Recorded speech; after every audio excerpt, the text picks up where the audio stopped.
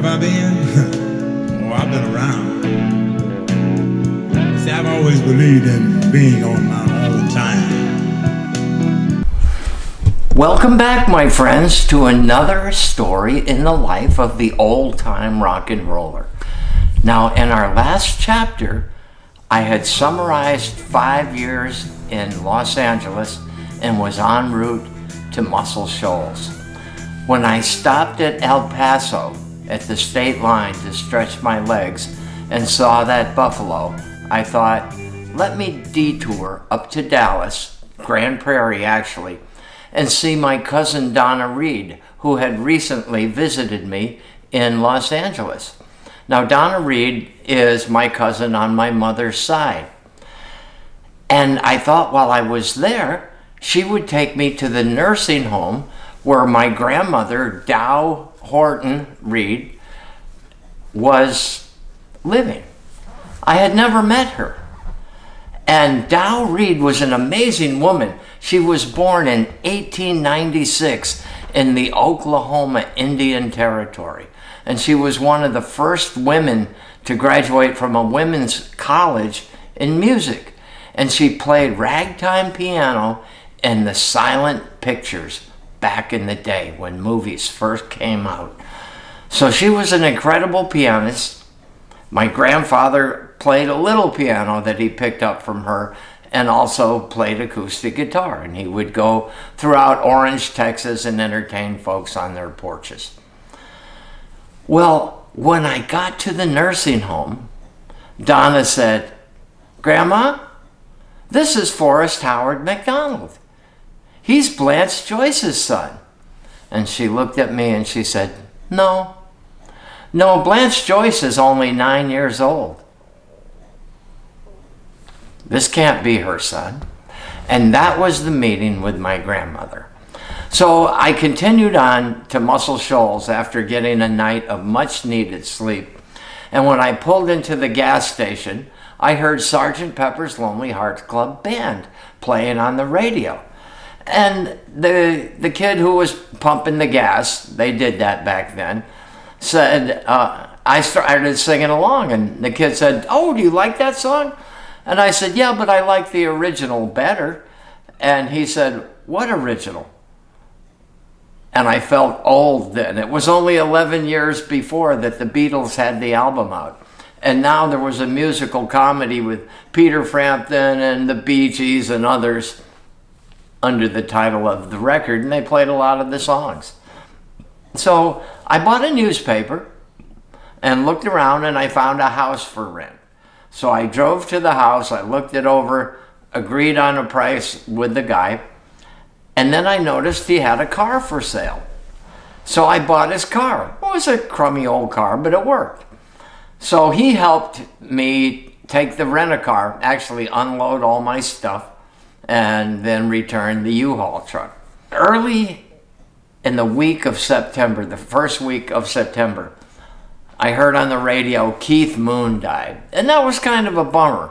He was a wild man. On his 21st birthday, he got drunk, tipped over his cake, got in a car, drove it into a swimming pool.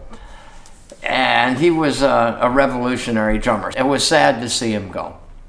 Well, just 3 days later, I got a call from Steve Jablecki from my group Slingshot in LA, and before that, the Wadsworth Mansion.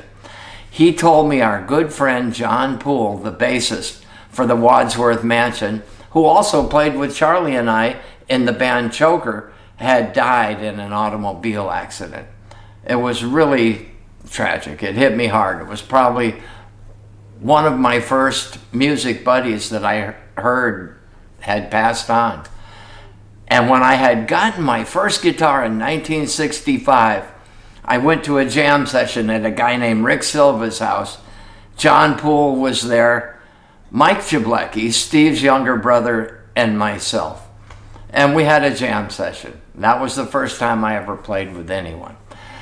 Well, I started making the rounds at the studio, and I was walking by Jimmy Johnson's office one day, and he said, and I had my guitar, my Stratocaster, strapped around the back of my, on my back. And he said, Howie, come on in here. I want you to meet someone. He said, hey, this is Bobby Womack. And I said, hey, Bobby, nice to meet you. I had almost met Bobby a couple of times in LA because Roger Dollarhide, who I did the album, The Righteous Rock of Roger Dollarhide, engineered Bobby's previous album. So we passed each other coming and going. This was my first formal introduction. So he looked at me and he said, man, the way you got that guitar slung around your back, I know you're a badass guitar player. Meet me down in Studio B in 5 minutes and give me some solos. I said, all right, great. So I walked down the hall and I was feeling like $1,000,000. Was in there tuned up, and then Bobby came in the control room, put the headphones on. I heard the song for the first time. Well, he gave me the nod, solo. And it reminded me of a Jimi Hendrix thing. So I played like this Hendrix vibe. And we got through, and I said, how'd you like it? And he said, I hated it. And I thought, all right, let's do it again. And I thought, okay, totally readjust, different place. And we took it again. I said, what do you think of that? He said, it was great. I loved it. Let's go to the next song. So I played 2 solos that day. And he said, come back Thursday, day after tomorrow, and we'll finish this up. I told him a story. When I was a camper at the Episcopal Conference Center, John Holscher, my buddy, and I had 2 crappy acoustic guitars, and we used to listen to the Rolling Stones play It's All Over Now. And we looked at the writer and said, B. Womack. We said, who the heck is that guy? But the song was great. Well, I told Bobby this story, and he said, you know, when I first heard them playing my song, I was really furious. But when those checks started coming in, I said, wow, this is great. So he enjoyed this story anyway, and he told me his own version of it, which was cool. So I came back and played a couple more, and it turned out to be Bobby Womack's The Roads of Life, released January 1979, just a couple months later. So I wanted some exercise, and I had joined the Florence Dynamo soccer team. And there were several guys from the Muscle Shoals Horns. Ronnie Eads was there, and he was on my team. He had played on over 100 hit records, and at one time, the Muscle Shoals Horns were on 5 different top 10 singles in the same month. Well, I also started looking around for some Kung Fu. And I went to a laundromat and I found Kung Fu instruction. So I called this guy up, Artie, snake style. I told him that I was just here. I had moved from Los Angeles and I had studied Hung Gar, tiger crane style out there. And he got really flipped out on me and he said, I want to know names. I want to know dates. I want to know places. I want phone numbers. I want references. And I told him everything that I had. And he called me back 2 days later and he said, okay, you check out. Come to my dojo tonight at 7 o'clock. So it was at a high school, and I went in, and he probably had 30 students in a circle on the floor. And I had no idea, but I walked in and we bowed to each other, and then he told his students that I had come there to challenge him. And I thought, what the hell is this? A B-grade Kung Fu movie? And he said, the best 2 out of 3 strikes wins. So I said, okay. So we started up, and I jumped on the floor, did the iron broom, and scissored him down, jumped up and hit him. And he said, okay, that's one for you. And then he hit me with some snake move, and I thought, okay, one for him. And then I got him with another punch, and he said, he held my hand up. He said, Sifu Forrest. And they all clapped and bowed. And I just said, okay, thank you, later. And I walked out of there. I said, wow, that was the strangest thing I've ever seen. There's a lot of great players in Muscle Shoals. Travis Womack was one, and he turned me on to a gig in Huntsville. A band needed a guitar player. So I went up there. Everybody had to wear black pants and red shirts. I got the job, but I thought, I don't want to be doing this. So I said, thanks, but I'm not going to take it. I went back to town, and a lot of the players had moved up to Nashville because that's where the action was.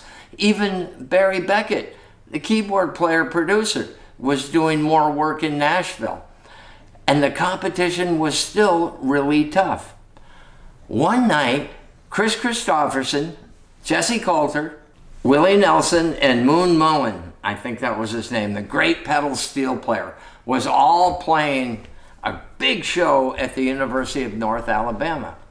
I had become friends with a lot of guys in town, like the Raintree County Band, Bebop Evans, other guys. So after the concert, they all came over to my house and we had a giant throwdown, a really good time. It started getting on into the fall. And while I was out there one day on the soccer field, when I decided that I was lonely, broke, there wasn't enough money and work here to sustain me, I called my dad and I said, I think I'm going to go back to New England, but I'm broke. You want to come and say goodbye before I go? And he said, sure. And he came up and wished me well, and then he whipped out a $100 bill. It was the first time he ever gave me any money just out of the blue like that. I really appreciated it. I packed up the car, but I couldn't fit my Wurlitzer piano and one 4-track tape recorder. So I took him over to Steve Gooch's mom's house, Arlene, and I said, hold these for me till I come back. She said, okay. Well, by the time I did come back, Steve had run into financial difficulties and he sold them. So that's the way it goes. Driving back to Rhode Island, I thought about everything that happened over the last 10 years. And when I got to Cranston, Rhode Island, I was really hungry and I pulled off at a Kentucky Fried Chicken. I got my dinner and I was sitting down and 4 guys came in and I had the only table. And I said, hey, you guys want to sit with me? Come on over. So they looked about my age, so we got to talking. And I said, hey, I played at a Battle of the Bands in Cranston in 1967 in the Oxbow incidents. And one of the guys said, I was there that night. Were you the guy wearing the black top hat and the fringed jacket, rolling on the floor playing with his teeth? I said, yeah, that was me. He said, man, I saw you guys that night and you should have won. So that's what I call going full circle. There I was, back in Rhode Island, where I started from. Well, Texas, but started my musical career in Rhode Island in 1964. Now, you might think this is the end of the line for the kid, but no. This is just the beginning. I have another 45 years to cover, and this is where we will end this story. So keep love in your heart, my friends. Keep a song in your head. Thanks for joining me today, and I will see you on the next story of the old-time rock and roller down the Story Highway. We'll see you then. So long, my friends. Seem to be brought by me.